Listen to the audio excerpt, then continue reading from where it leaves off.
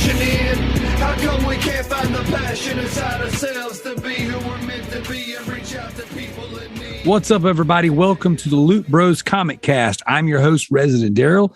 Tonight, I got my boy Josh with me. What's up, brother? What's up, man?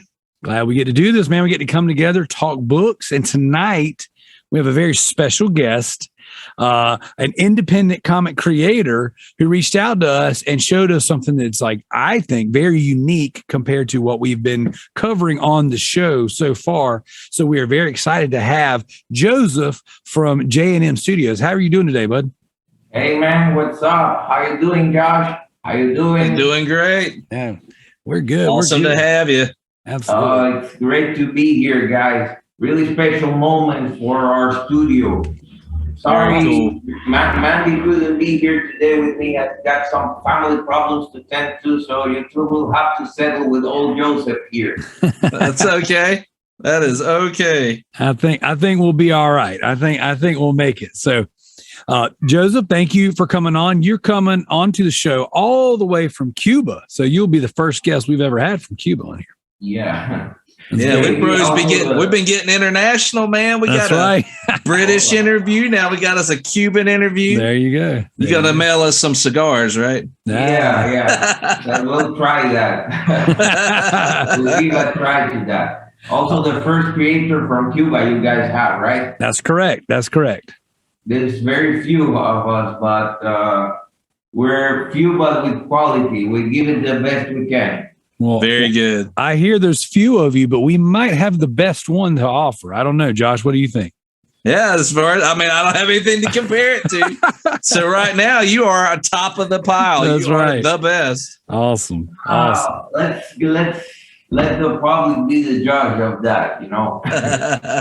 We'll definitely do that. All right, guys. So this is the Loot Bros Comic Cast. This will air first on the Loot Bros Podcast Patreon, and then this will go live in the Comic Cast feed.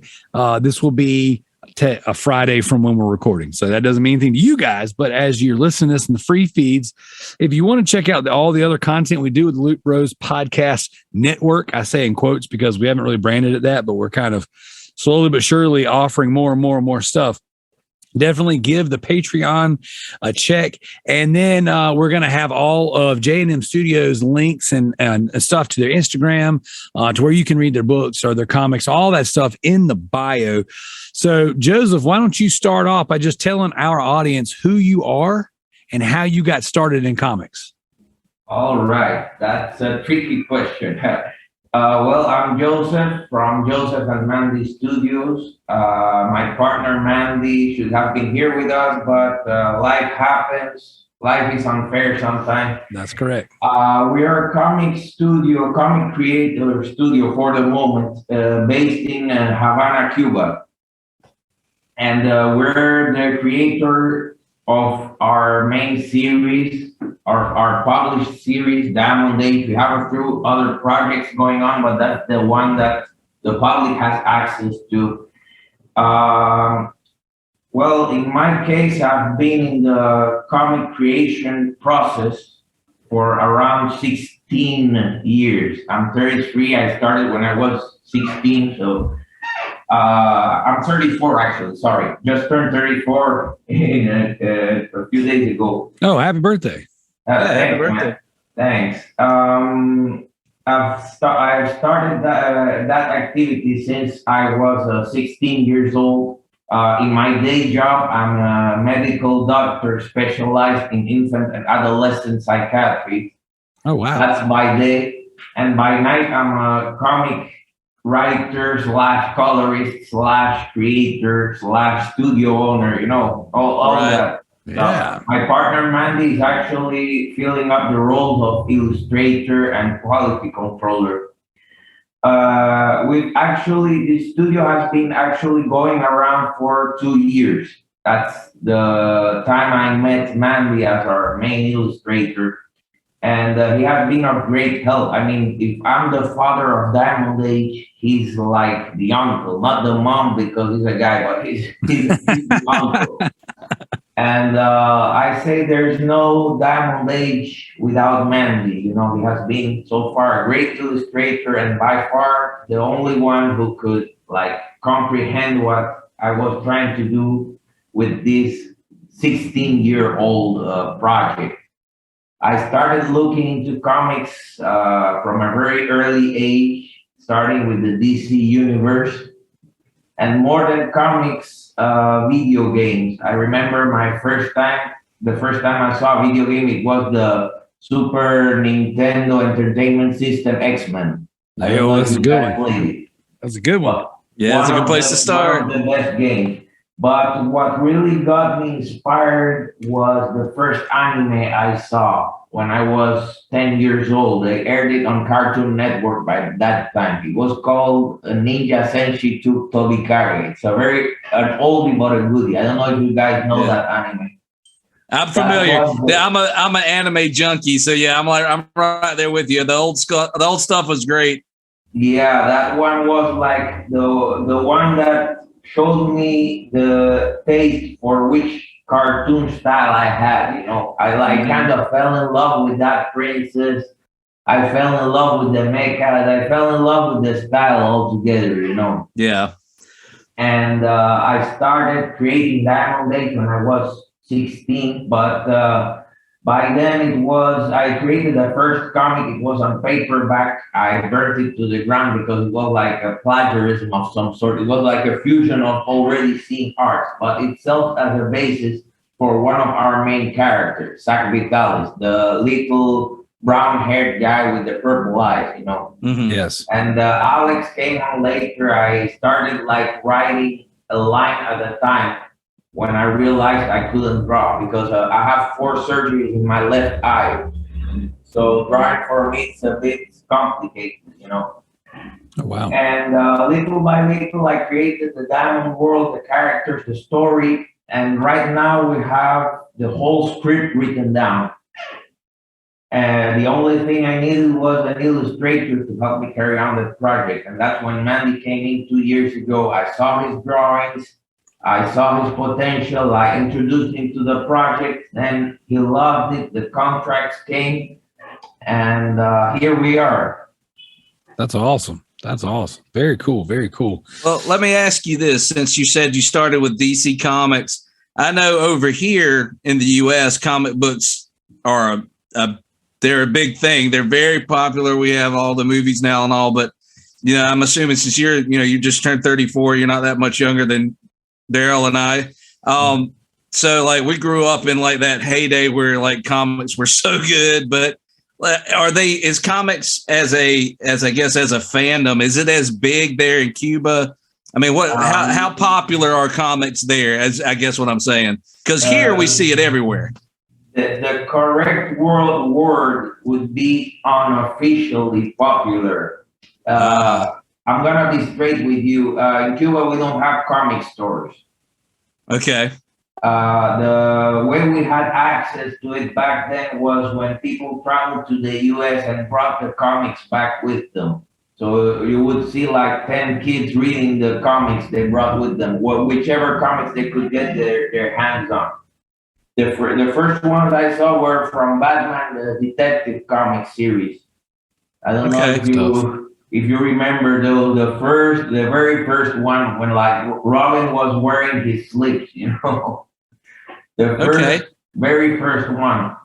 And the same thing happened with video games. There was one kid around the block who had a Super Nintendo Entertainment System because his father brought it to him from the US, So here we never had an open market of all that stuff. It all came from abroad. But figure out how big the passion was that even if we had little access to it, we kept track of them. Right. I never stopped reading DC and Marvel comics. And later on, we never stopped reading anime. But right now, thanks to the internet access, we have access to everything from here. Right. Everything. Well, and that's changed. It's really changed the world. And, I've talked to Darrell about this. Darrell's not as big of an anime junkie as I am. Yeah. But when I was a kid, you couldn't find it. I mean, it's just if you found it was in a box of VHS tapes, at somebody's yard sale, and you hoped it was good. Like you'd buy it on the cover alone because you might not see anymore again. Yeah. Then eventually we started getting, like you said, Cartoon Network, Toonami would play anime and stuff like that, and we had the Sci-Fi Channel would play an anime movie on Saturdays, because I think the first one I ever saw was a movie called Akira, and it blew my mind. But yeah, I get that idea of it being something you had limited access to, but it was so dynamic that like when you hold a comic book or you see anime, it's so different from every other art form that it's just, I can't even imagine the impact that would have had when it's something that you don't see all the time. So that's really cool, man. Absolutely. It's unique. So you say you started off with DC Comics. What inspired you to actually like get started? Like, obviously you said there's no comic stores. So you were introduced to the comic books, and it obviously you became very passionate about it. But when did Joseph wake up and say, all right, today's the day I'm going to start our studio and we're going to make this thing happen? Well, it happened the moment I saw a Marvel crossover. Okay. When I saw the first Marvel crossover I saw, it was with the Spider-Man, the Amazing Spider-Man series. There was an episode where Spider-Man would battle the Juggernauts. The Juggernaut, the enemy from the X-Men. Mm-hmm. And I was so amazed at how good the staff from the Marvel Comics integrated the two universes. I mean, it was the same city, it was New York City, but it was two characters from two different series, from the same author, but two different series nonetheless. And I saw we did the potential of creating not just a comic, but a world, a universe that would integrate many things. That was the first time I got inspired to get started. I mean, I said Marvel has its own universe. Then I saw a crossover between Superman and the Flash. It was like the DC has got their own universe. I have to get to work and start creating mine, because you cannot create a universe in one day. That's right. And still, it's been 16 years, and still our universe, let's say, has a lot to show, has a lot to be explored, has a lot of exploring to do, which opens many possibilities for future stories, crossovers with other authors. But that's what got me to work. Like, everyone has got their own minds made up, their own worlds built. You have to get started, and you have to do it now. Absolutely. Very so cool. That's what got me on track. But like I said, it has been a slow advancement, like one line at a time, one drawing at a time, one script at a time. And it's still it's still getting built. More than getting built, it's still being decorated. It's still being walls painted with drawings and such, Mm-hmm. I mean, the basis of the universe is complete, but the decorations are yet to be placed. More likely yet to be placed. I like it. So I kind of want to jump into Diamond Age. Okay. So you sent us a link to where we could check out Diamond Age. Now, I want to start off first before we get into your actual book. This Tapas, is that how you pronounce the website? Tapas, yeah. Tapas, okay. Not eel. Yeah, it's more known as Tapastic. Tapastic? Yeah. Okay. All right. So the domain changed, so they left it in Tapas. Okay. So is this how you consume comics in Cuba? Is that you have to place them on places like this, or because you said there's no stores, so this is how you get it out? Well, like I said, there is no official comic consumption here. I mean, most of the comics are consumed online, official and extra official ones. But Tapas is more like a indie webcomic publishing platform. Okay. It's there are many out there: Toomix, Webtoons, Webcomics.club. Tapas. There are many webcomic publishing platforms. We chose this one because it's a bit less strict with censorship. Okay. Because our comic tends to be a bit not violent. We use more like an elegant violence style. But some sites don't even tolerate that because there is a much younger public and such. Tapas has the possibility to censor less. Okay. So we chose that platform in order to our interest of telling our story without repercussions, without hiding, without reparations, but Okay. also without showing too much, let's say, gore or indecent stuff. Right. Cool. So what's the base pitch, I guess? What is the story behind Diamond Age for the listeners who have not had a chance to read it? Okay. Well, in order to talk about Diamond Age, first we must talk about the informally called Diamond World. It's a world in which it's a planet Earth, but it's a different planet Earth than the one we know. It's a planet Earth with highly advanced scientific achievements combined with use of magic as well. So it's like science and magic for making life easier for all the civilized and non-civilized creatures. It's called Diamond Age because diamonds are used as an infinite and clean energy source. So there are no resource wars. It's like a free world, a paradisiacal world. There is no food shortages, but still there is crime. Still there is corruption. Still there are conspiracies. Still there are supernatural events that could actually hurt people. And that's where our two main characters come in, Zach Vitalis and Alex Vasquez. They're a pair of highly trained average Joes that work on an agency, a private agency that dedicates itself to solve, let's say, weird or unsolvable cases. Even by the police or the army itself. Like they get hired to try and solve those cases before taking more extreme or advanced measures, But the story starts like they start as two independent contractors. Actually, they have money problems when they start. If you read the episode, they really need the credits, which is the currency, the world currency in our story, the credits. And little by little, the story will get entangled and make them involved in world-threatening events or conspiracies or cases, as you wish to call it. Cool. But the thing we want to show to the public is that these two guys, they love their world. They love their world setting.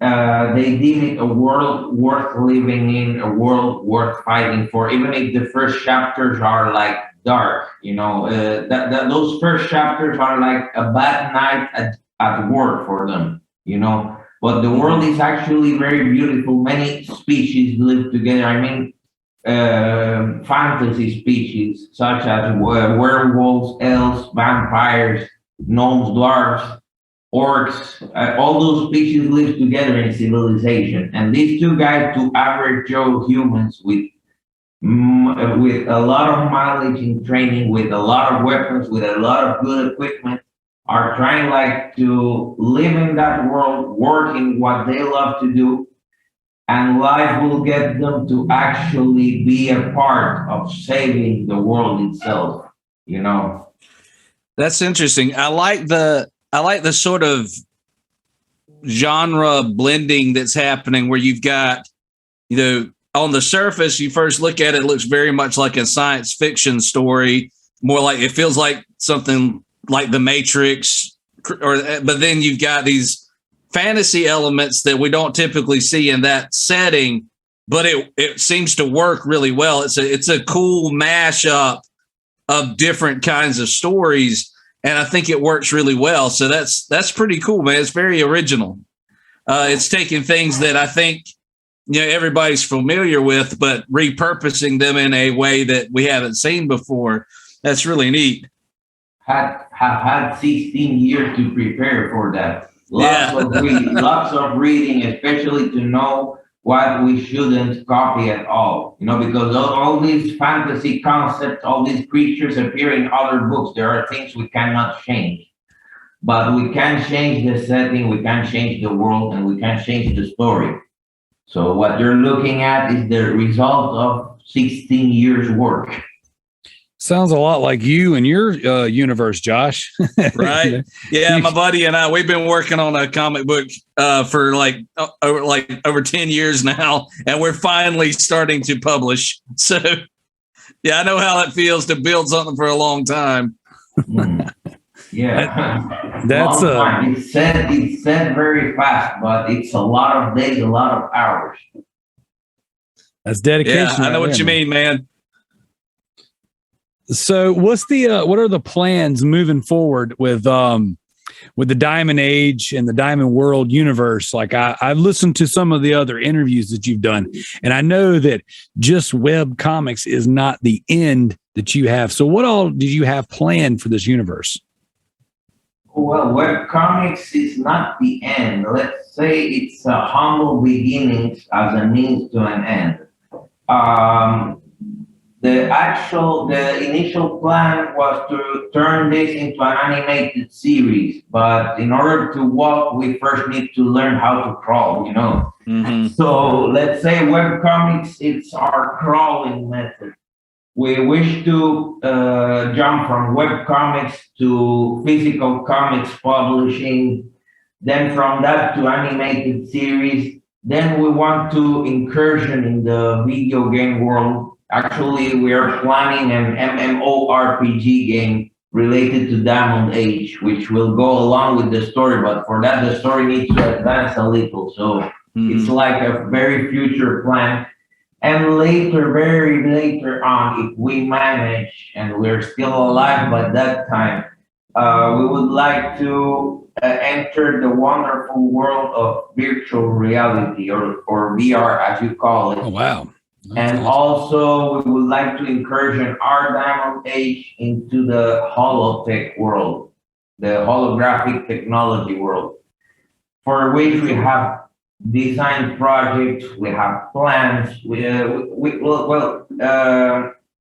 Besides these comics, we have the scripts written for several spin-offs that have to do with the story but have different main characters than the one you know. We have a video game plan. It will be like a MMORPG kind of game related to Diamond Age, which will follow main storyline events, but that will happen in the right time. And we also have VR programs planned and a holographic board game plan. All settled in the world of Diamond Age, all within the Diamond Age setting. That's very cool. Among the spin-offs, we have a kids series, we have a sports series, we have a comedy series, we have several spin-offs for all kinds of readers that would like to enter the Diamond world, not just this action / fantasy / science fiction spin-off. Right. You would say, how could you create a kids series from Diamond Age with all that hack and slash, all that violence? Well, we have the scripts written for that too. Obviously, it won't have violence. It will be like the entrance of kids to the Diamond world without touching the violent part. Very cool. I want to touch on the MMORPG for a little bit. So I know obviously that's down the road, but the Loot Bros is predominantly a video game podcast that we've spun off and we do all these other interesting shows and stuff. What would be your inspiration? What other MMOs do you play or do you enjoy? Oh, mostly World of Warcraft. I love it. And Dark Eden. I don't know if you played Dark Eden when it was online.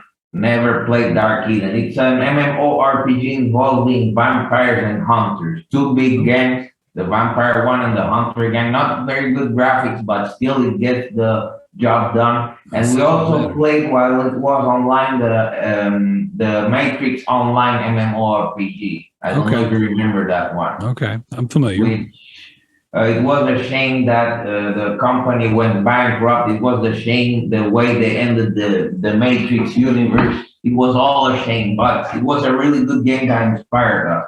Mostly World of Warcraft. I've been playing World of Warcraft since the Burning Crusade came out on private servers and sometimes in the official server. And that's the main inspiration for our future MMORPG. We plan on setting on the setting being on Centrallis city, the city which the most of the story takes place, and we plan on doing it. I don't know if you not play but use this one, Second Life. Second Life. Yeah, I'm familiar. It's kind of like a Sims sort of game, but you create your own version of yourself in the game, sort of. Yeah, I'm familiar. Imagine Second Life / World of Warcraft based in the Diamond world. That's what we're trying to achieve in not so near but not so far future. Okay. So have you got some people, like some game developers that you're talking to, working on like the programming, that kind of stuff? We don't have anyone on our side yet. We're working on that. But as I said before, first we must crawl, then we must walk, then we must run, Right. Absolutely. Right. Absolutely. Awesome. Well, that's very cool. And I'm sure that, the Loot Bros audience they'll love to hear, hey, anything that crosses over into it. So now you said there's the spinoffs. I kind of want to talk. We only have a few more minutes left. So I just wanted to kind of touch on the spinoffs for a minute. You said in the Diamond Age world, you have a kids book or, kids story series set up. Yeah. And so how does that now? I've read, a decent amount of the Diamond Age that you've already. So how does a kid's story play into this? Well, obviously far from the story you've read. The kid's story will take place. I don't know if you've seen the fire team in the chapters you've read. It's kind of like our SWAT team. There was one of the members was a feral, actually, a half dog, half human character. I don't know if you've reached that part. It doesn't sound familiar, but I've got it brought up right now. So. Okay, so in not the final chapter, but nearing the final chapter, you will see one of those characters. In our world, ferals, as we call them, are a thing. It's like evolved animals with bipedal characteristics, like what you guys would know as anthropomorphs, right? Okay. So the kids series would take place in a city which only anthropomorphs live, like half human, half animals live. As I said, it would be far from the main setting, it would be far from the main city, and we would offer kids more like lighter vision, funnier, or more kids-oriented vision of the Diamond world. As I said, Zach and Alex are like two average Joes working dangerous cases, but this city with only animals it's like a peaceful city with comical conditions. There is a main character that will cause mischief in the whole city, which is a dog with skateboarding abilities. Well, not skateboarding, let's call it hoverboarding abilities and such. Okay. And there will be a human living in the city that doesn't tolerate the animals or the dogs' mischiefs, and they will have like their clashes and funny moments and histories together. That's our spin-off. It will be called Diamond Age Jet Set, which is the name of the main character, the dog with the hoverboard thingy. It's Very like cool. more kids series within our world. Very cool. We plan on doing some crossover later on between the main character and Zach and Alex, but it will have also a comical, like humoristic tonality, not the violent part that you've read in the first chapter. Gotcha. Actually, the thing you've read, it's like for 16 years old and above. Yep. That's the kids crossover. We have also a sports crossover, which will involve a new kind of sports. I'm gonna spoil it for you. It's hollow boxing. Ooh, very cool. That sounds awesome. That was my next question. A new kind of sport. We have a romance crossover, which we are like writing the script. We're still writing the script, but we have the skeleton, the main story, the spine of the main story. We have it all written now. We have a humor spin-off, which we will publish shortly. It's like a slice of life / humor spin-off. If you see our website, you will see some characters from Diamond Age Office Life, which is a humorous spin-off. Okay, cool. And it will have like crossovers with Zach and Alex as well. I mean, the characters are related, but each series will have its own uniqueness within the world. Very cool. Very cool. Yeah. So, one of the things I read the first 9 issues, and I was like, man, this right here reminds me of like a side scroll beat 'em up. Like when I was just kind of going through it, I was like, man, I would play, and I don't know what game comes to mind, but I was just looking at the art and just looking at just kind of everything going on. I was like, man, a side scroll beat 'em up with all these characters, because you got like the wolf guy in there, you got like the different characters who like on a dime go from a normal looking lady's face to she's got all the fangs and stuff. And I was just in my head, I don't know if it's Bloody Roar that was coming to mind or what, but I know that's more of like an actual fighting game. But yeah, there's some really cool stuff in here, man. I really dig it. So is the stuff on Tapas now? We've got only got a couple minutes left. So is this the only place to find y'all's work, or are there other places that we can link into the bio and send people to check out your stuff? Well, we only have published in Tapas and webcomics.club, the same story in both different places. Okay. We also have our social media, well, the one that we have access to from here, which is in Facebook, Twitter, and Instagram. Recently, Reddit has been unblocked for our country, so we're planning on opening a Reddit page as well. Cool. We're like incursioning in this world little by little. We're still learning. This country has been blocked from many websites for a long time, so we're like exploring. For 2 years, we've been like exploring a new world, a new community. But for now, our website, our Linktree website, which we have, the only thing we have access to from here is the place where you can find all our links, comic and social media alike. Okay. Awesome. Cool. Well, we'll definitely put all that in the bio of the episode. Joseph, man, thank you so much for giving us your time and coming on here and talking about your universe, Diamond Age, your books, and all that stuff, man. This is some really cool stuff, man. And I hope that you guys get to a point where you're able to pump out your games and do all your spinoffs, because it seems like you got some really cool stuff here.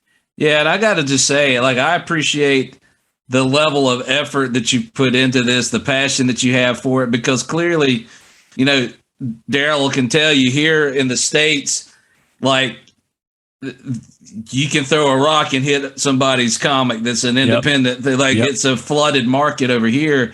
But to do that over there where there are no comic shops, it isn't a mainstream thing, but to have the passion to put that much effort into it for such a long time and make it happen, that's really cool, man. Like, I appreciate how hard you're working. Absolutely. To see that come to life in a place that's not really, it's not working for you. Yeah, It seems like really it's working cool, against man. you guys, and you're still pushing through. Do you guys play Fallout? Do you guys know the Fallout? Yeah, I love Fallout. Fallout's great. Living here is like playing Fallout without weapons in hardcore mode. Wow. That's what happened. I wanted to thank you for inviting me to your wonderful show. I forgot to say I'm a fan of you guys. I look forward to see your projects as well. Absolutely, man. Well, we appreciate you, Joseph. Hey, and you'll be invited back on the show soon, man. Anytime you got something coming on, you just shoot me a message and we'll bring you back. All right then. All right. Thanks a lot. I've had a great time with you guys. Absolutely. It's All been right. fun, man. Thank you, buddy.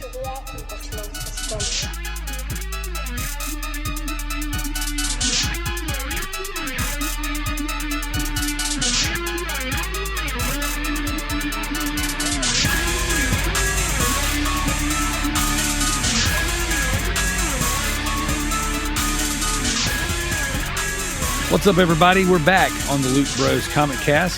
Myself and Josh. We just had an excellent interview with J&M Studios, and I gotta say, man, like that was very inspiring. That was very cool. Yeah. There's Like- something like everybody loves an underdog, and everybody loves somebody, a go getter, but like. It made me sit back and say, like, because he kept saying like, we only just got this website unlocked here, and we don't have comic, but like it's so insane to us because we live with so much freedom to understand that like this is somebody who found a love for the same things we love and found the passion to create something and to do it in a place where there's no mainstream access to this stuff. Right. I mean, talk about grassroots, man. That is insane. It really does. Like, it really does also kind of show the privilege that we have and the freedoms that we have to just create anything. And it's also, I don't want to say disheartening, but it's kind of encouraging and kind of like, man, it's a bit of an eye opener. It's like we got so many people out there who are just doing nothing. It's like they have this defeatist mentality, and it's like I can't really do anything. Meanwhile, this guy's like, I'm going to take over the world. Yeah, I'm going to create an entire universe. So, I think he's going to do it, man. I believe him, dude. I tell you what, man. There was something about his story that I was like, man, this reminds me of Josh, dude. He sent me some links. We've been messaging back and forth for a while. He's a great guy. Shout out to Joseph. He's been cool. And so we've been messaging back and forth on Instagram, and he sent me some videos of just other interviews that he's done. And I was just listening to him talk, and listening to him just kind of like, man, I've been working on this for the large portion of my life.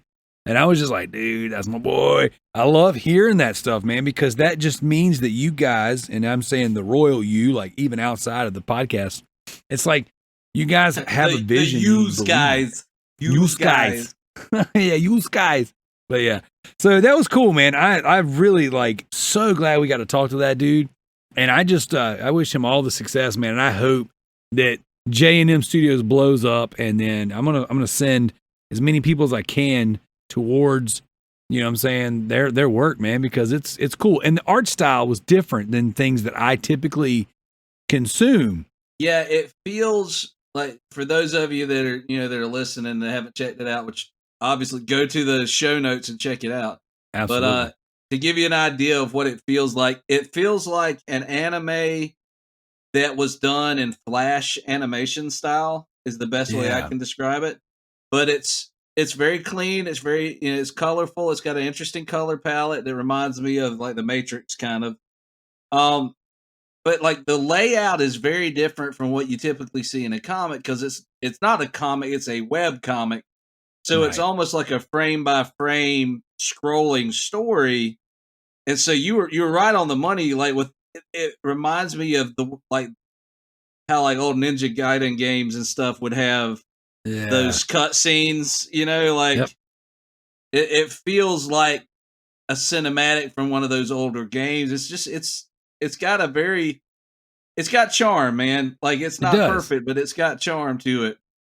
It's cool. It's cool. And that was so like, I've been in this headspace of just different, like I want to try different things. I want to consume different things. Like I want to check out like indie books and, like talking to these creatives, man, this is cool. And this was like right up my alley. And I'm like, man, this was neat. And like I said, I read the first, I think 8 or 9, chapters is how it's broken down on Tapas or how I can't remember the proper way to pronounce it, but it was cool. And I like it. And I loved the dude's story. And I just loved like how, like enthused he was, and he's just like, let me get on here and do my thing, man. So it was cool.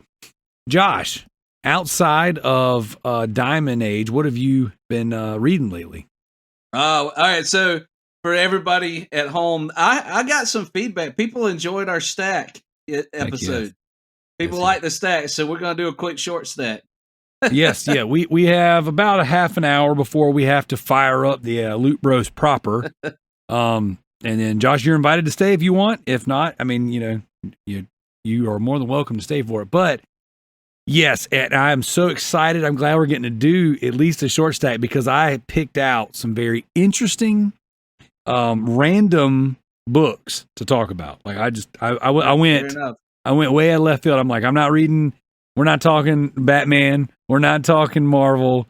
I picked some cool stuff, but I'm gonna let you go first. So you tell us. Well, I recently picked up the first 18 issues of Paper Girls. I had not read it. I had heard of it.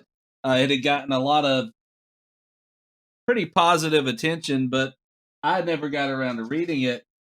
And I picked it up mostly because I love image books, but a lot of it had to do with I knew that they were making a TV adaptation. So I think it's going to be on Amazon Prime.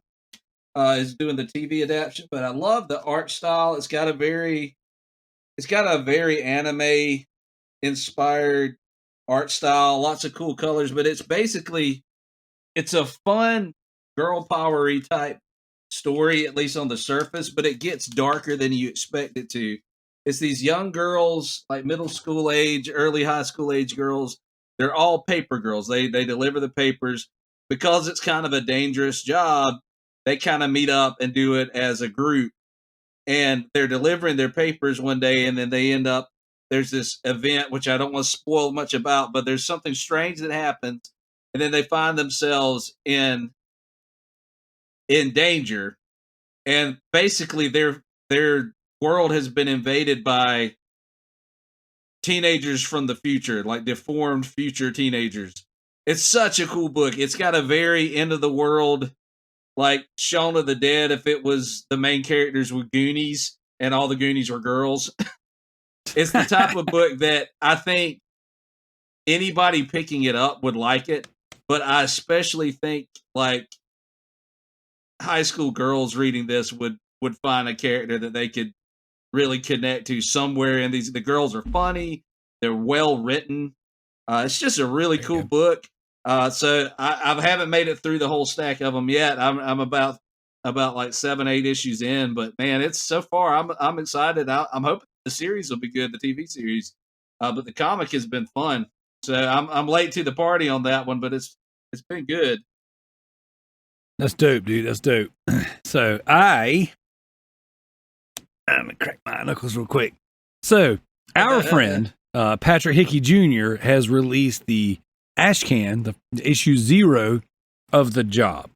Now, The Job is just the coolest concept for a comic book because it's professional wrestling meets a heist. And I'm like, dude, that's a great idea. Why have I never explored pro wrestling comic books before?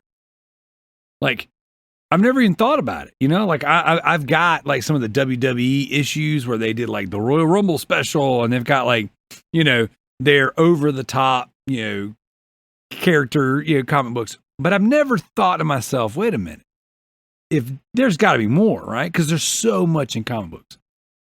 So I'm scrolling through Comixology, which I swear I'm not on the take. I'm not on the payroll for Comixology, but I keep pimping it. And I came across an AWA upshot, so indie books, called The Crimson Cage. Have you ever heard of The Crimson Cage? I have not heard of The Crimson Cage. I'm going to look it up right now. Bruh. So it is by John Lees. Yeah, bruh. So, and dude, so you got John Lees and Alex Cormack. And oh, bro, it is professional wrestling, like old school 80s WWF, WCW professional wrestling meets like a horror film. Yeah, dude, and so what happened? Nuts.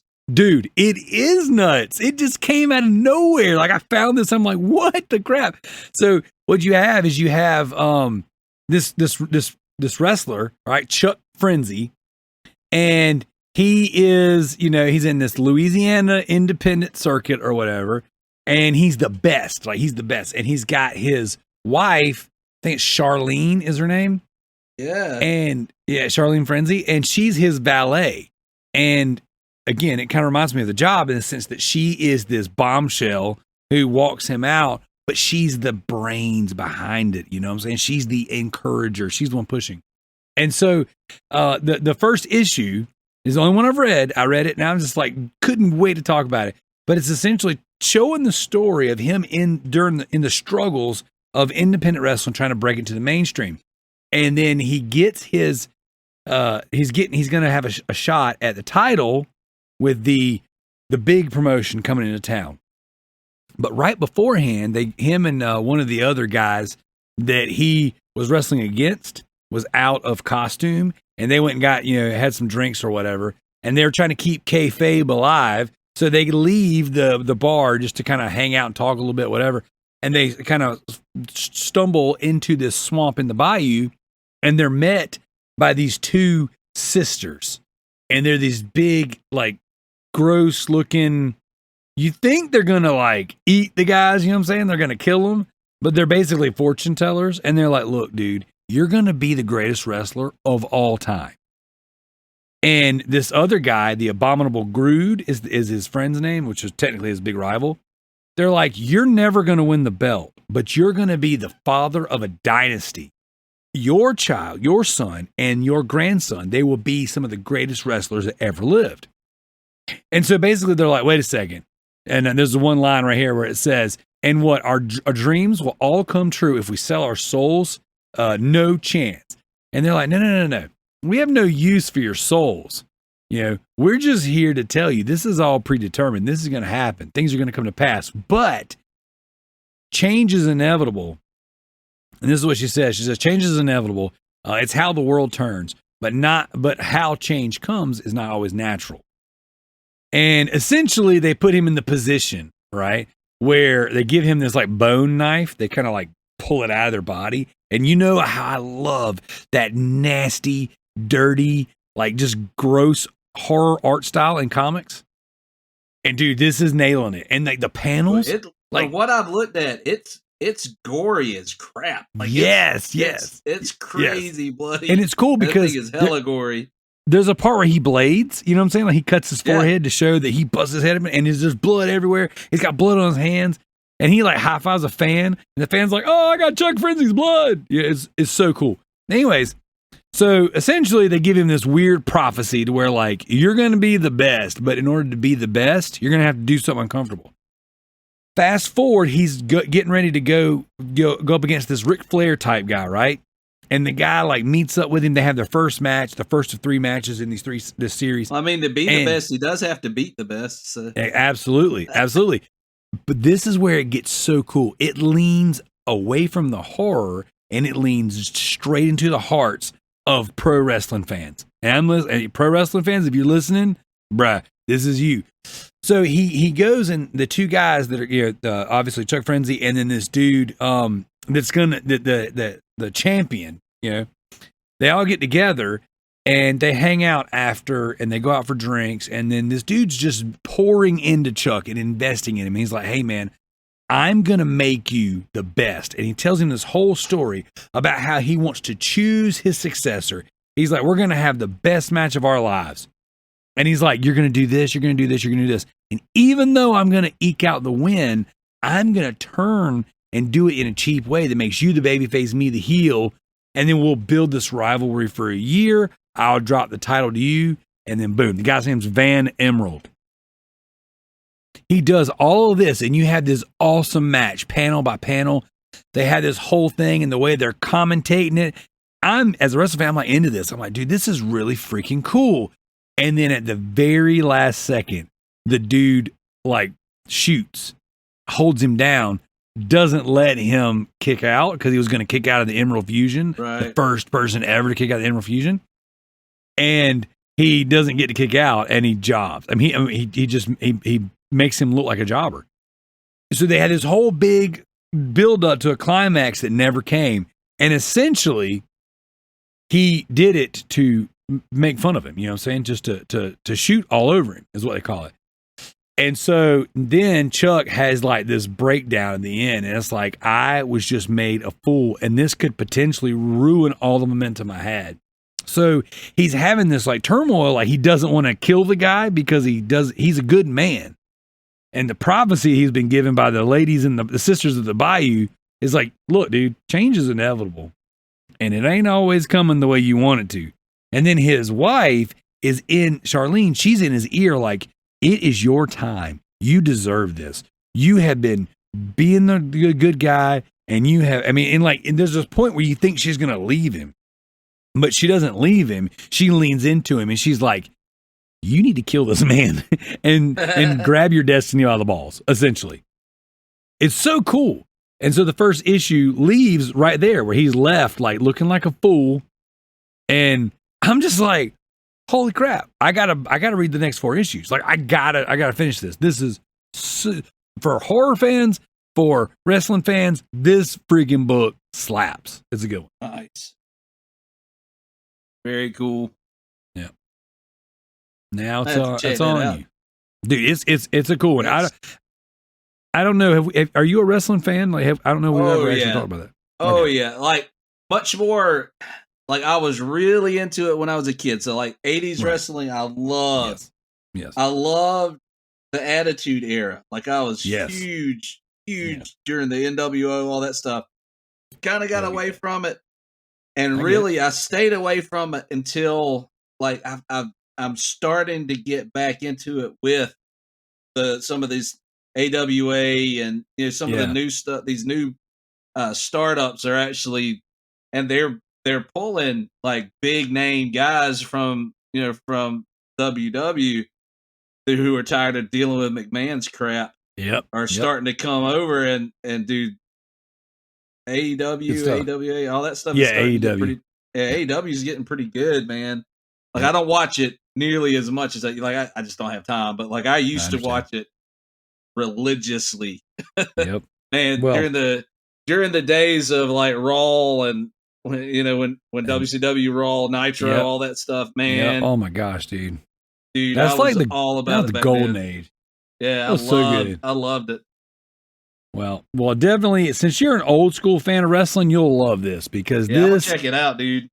This is some good stuff right here. So, all right, you got another book you want to talk about? We got a few more minutes. Yeah, man. Like, all right. So, you and I have talked about it before because I know you're a fan of the movies. I know you were not a fan of the game, but I'm a big fan of Alien and Aliens, like, and particularly the Dark Horse stuff. Yes. And I picked up a while back a trade paperback of a short, like a limited series that Dark Horse did not long before the rights reverted over to Marvel. It was Alien Dead Orbit. And it was like a 3 or 4 issue run, it was just real limited run with art by a guy named James Stocco, who I really like. He's got just a crazy turned up to 11 art style. Yeah. His art style looks a lot like a manga, but like with the colors and saturation turned like way up to 11.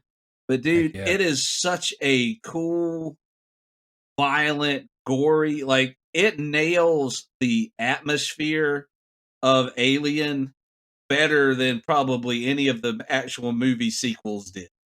Like that's awesome. It's probably my favorite Alien property after the original 2 movies. So Dead Orbit, like I read it again, and every time I read it, I'm blown away by just how wild it is. Yep. Like it's a very simple story. They pick up a bunch of bodies and find out these guys aren't actually dead. They're just in really bad shape. And then, everything goes sideways when the chest busting starts. It's a simple story told well. Yep. And it's a cool art style too, and it's so Dead Space. Like it's insane. It's so Dead Space, the aesthetic. Now, and that's what drew me to it, because I think when I first jumped on Comixology, a ton of the Alien books were on there. And so I went through, and art styles vary. Like, you get some good stuff, you get some you get some different stuff. And I specifically remember this one because it reminded me of Dead Space. Just that ship, just the amount of detail in every single panel. Yeah, very cool. Very cool. Very claustrophobic, Yep. and like, and I've liked a lot of his other stuff too. He did a kung fu series recently called Orphan and the Five Beasts. It's like a really turned up heavy metal version of like an old 70s kung fu movie. Dude, it's really fun to read too. But like Dead Orbit was just a really fun read. He's also worked on some Dark Horse titles of Godzilla. He did Godzilla Goes to Hell, where like Godzilla literally dies and goes to hell, and he's having to fight like these demonic hell versions of Ghidorah and Mechagodzilla, like all of the villains that he's killed. Yeah. He has to fight like hellacious, like demonic versions of them. It's stupid, but it's so cool. That's awesome. And like his art style with all the detail and crazy, just it's so metal. It's so dope. metal. Yeah. It's We really could do good. a whole episode on just characters that went to hell. Yeah, Because we could. because there's a lot of those out there. So good choice, man. That's a really good one, dude. And that cover, of that dude. xenomorph, that side profile dude. xenomorph, that's what sold me, dude. That's a cool. Yes, it's the sweet spot, man. That's a cool one. So, all right, I'm going to end this episode with one more book. This one is in the video game realm. I am a sucker for Max Payne. Like, I love Max Payne. Love all three games. And I never finished the third game until beginning of last year. Now I gotta ask, did you like old Marky Mark and the Funky Bunches movie?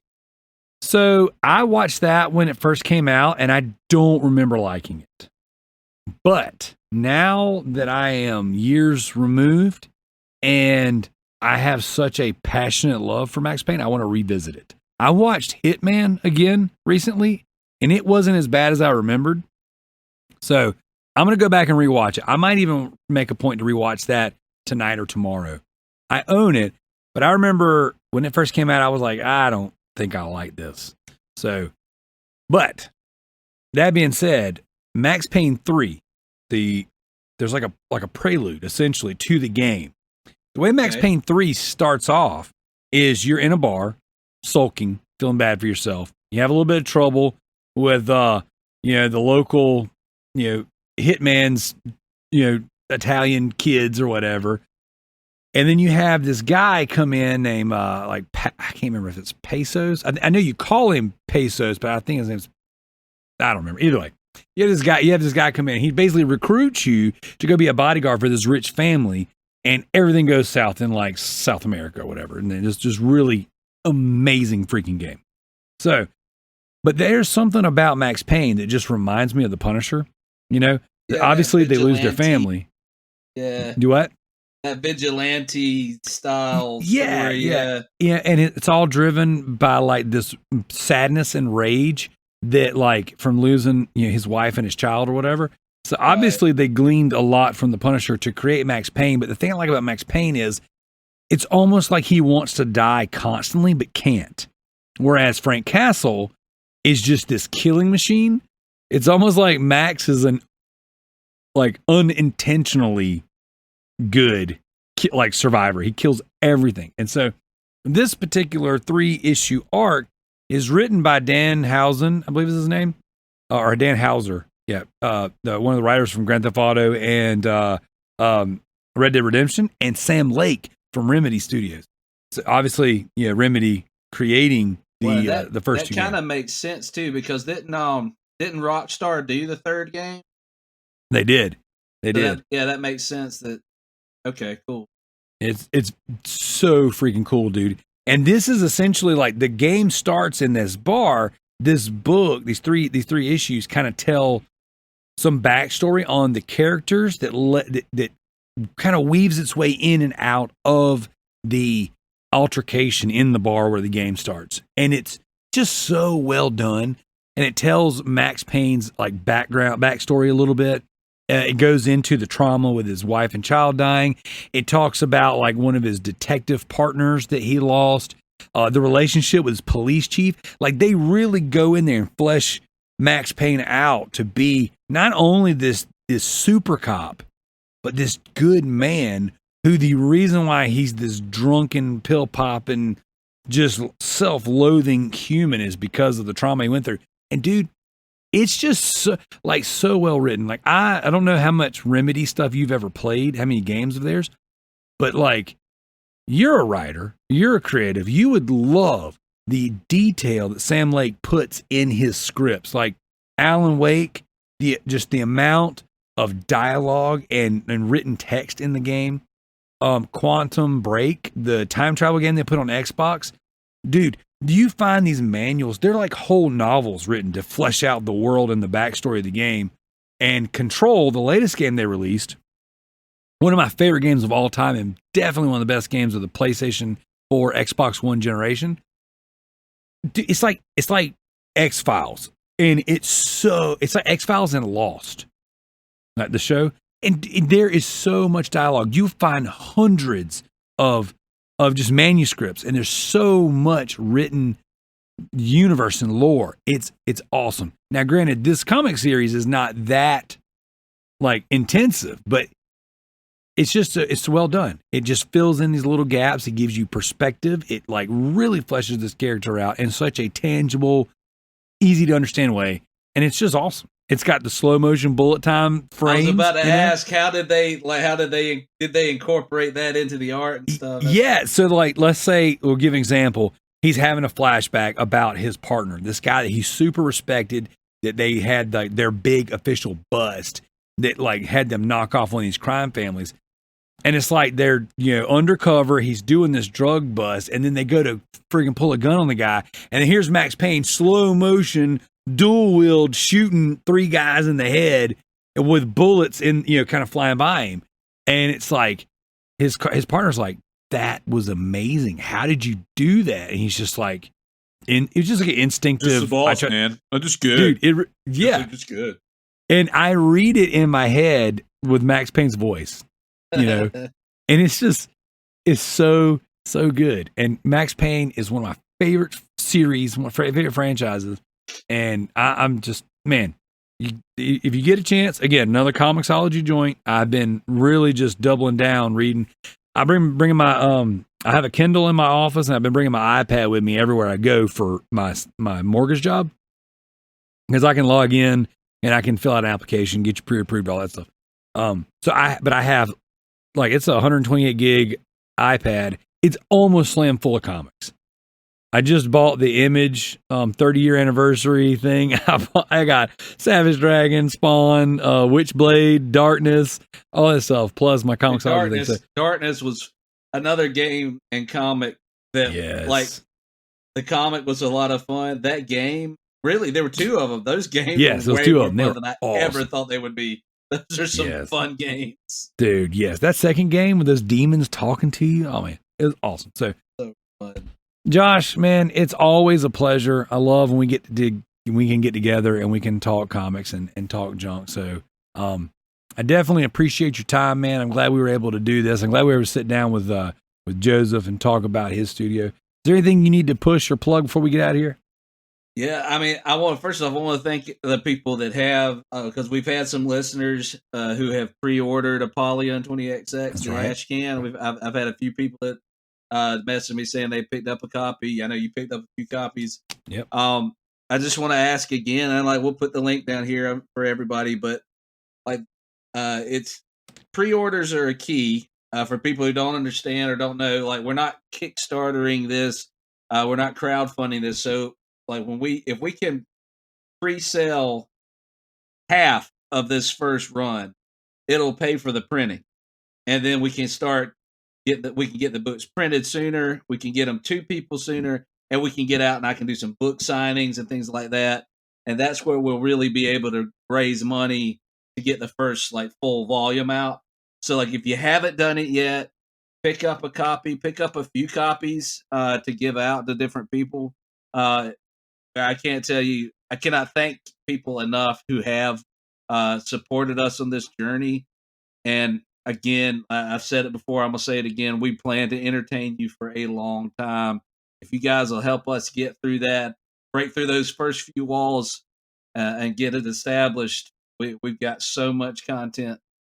So like, if you haven't pre-ordered yet, if you were thinking, I'll wait till it comes out, don't wait till it comes out. Go ahead and pre-order it now, and we'll get it to you sooner. Yep. I definitely want to give a shout out to Tricky Mick for jumping on. Tricky is not really known as a comic guy. Not saying that he doesn't like them. We've just never talked about it as long as I've known this guy. And he reached out to me, asked for the pre-order link, and that was nice. good. I appreciate that, Tricky. You're a good guy. I don't care what your co-hosts say about you, Tricky. You're a good dude. So, but yeah, absolutely, guys. Check out the pre-order stuff, please. Get in on this Godfo universe, this Apollyon 20XX. It's gonna be dope. And I say that not only as your friend, but somebody who's seen the pages. So I can guarantee it's good. So, Josh, again, thanks, bud. Glad to have you, man. This was fun. I'm glad we were able to do this little short stack. This is good. Nice. So, all right, dude. This has been Loot Bros Comic Cast. You have a good night, listeners. Thank you so much for checking it out. Be sure to like, share, subscribe, do all those things. And if you have not, check out the Loot Bros Patreon. There's a lot of good stuff there for you.